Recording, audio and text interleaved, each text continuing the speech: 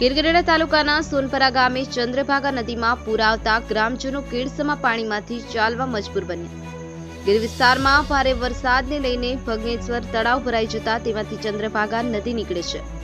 ઉપરવાસમાં થયેલા ભારે વરસાદને લઈને ચંદ્રભાગા નદીમાં પાણી આવતા સોનપરા ગામની સીમમાં વસતા ખેડૂત પરિવારો અને વિદ્યાર્થીઓ થઈ રહ્યા છે પરેશાન। દૂધ આપવા અને વાડીએ જતા લોકોને પાણીના ભારે પ્રવાહમાંથી પસાર થવું પડે છે। બ્યુરો રિપોર્ટ, ગિરનાર અવાજ ન્યૂઝ, ગીર ગઢડા।